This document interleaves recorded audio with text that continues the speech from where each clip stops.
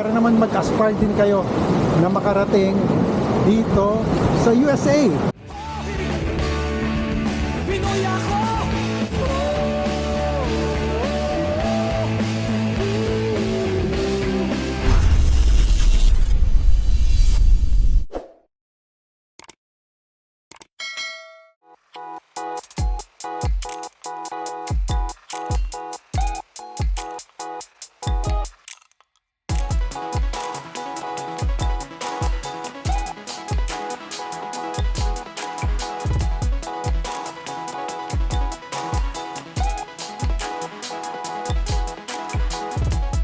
Good morning sa inyo mga kababayan. Kita nyo naman, maganda ang morning dito. Kasi, eto, first time ko makapunta dito sa Honolulu, Hawaii. Kaya, sasama ko kayo dito sa aming vacation. And this is not just a vacation, this is a business trip.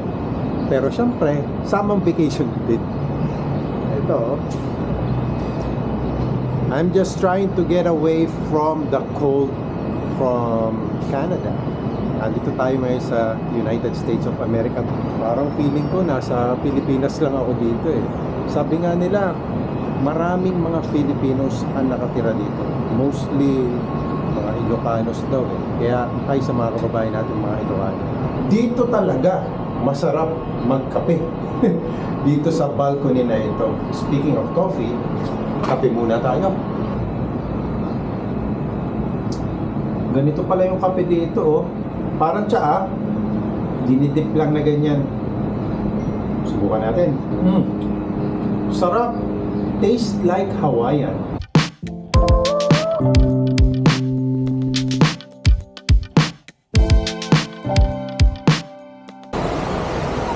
Grabe ang init dito ngayon sa Honolulu. It's plus 24.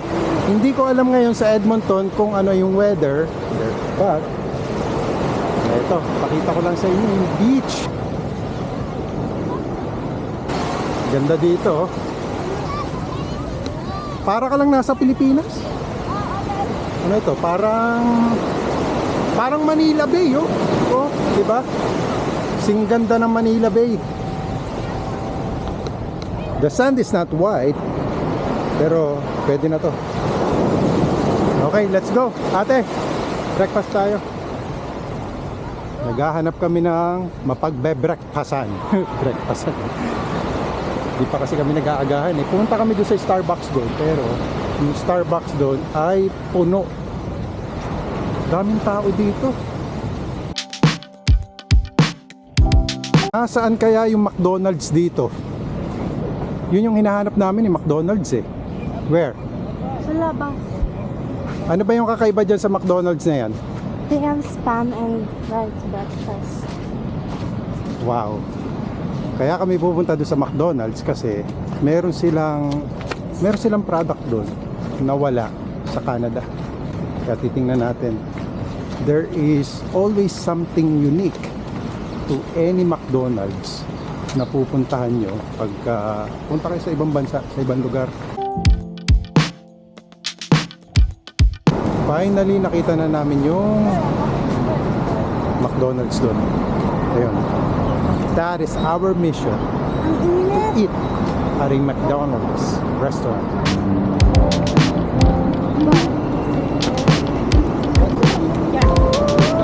Uy, may scooter din sila. Pwede tayo mag-scooter oh. Alright. McDonald's. Here we go. Anong o-orderin natin dito na kakaiba? Mga dyan. Hello po. Kamusta? Say hi po. Hi. Para ka lang nasa Pilipinas dito. Dahil mga Pilipinas. Thank you. Yeah. Ayun. Ito lang talaga pinunta namin dito eh, Yung McDonald's. Oo, dahil kakaiba yan eh, oh. Wala niyan sa, wala niyan sa Edmonton.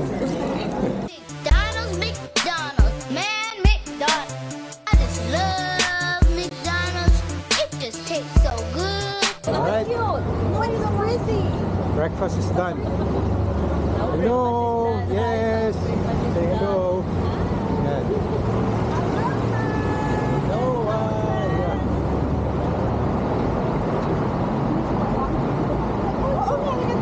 Ano, sana tayo?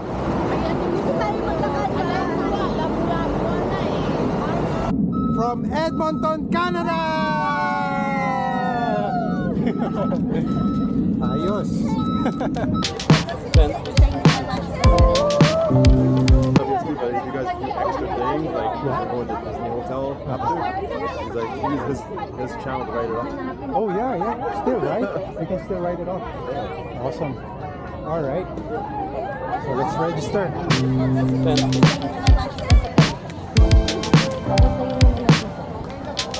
Pakita ko sa inyo mga kababayan how big our company is. Ayan. Etong buong Moana Park. Yan, mga kasamahan namin yan sa company namin.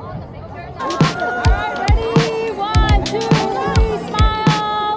1, 2, 3. Grabing saya, hindi na kami magkaintindihan.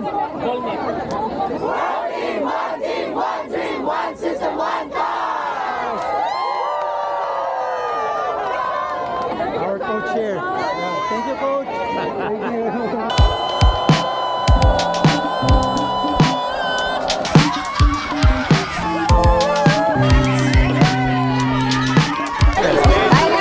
Rob, saan galing yan? Doon lang sa likod ng stage. Libre siya. So, enjoy everyone! Thank you. Okay, naandito yung shaved ice. Pero, mahaba yung pila. Ito.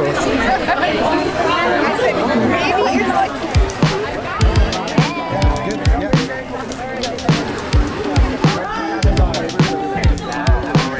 That looks delicious.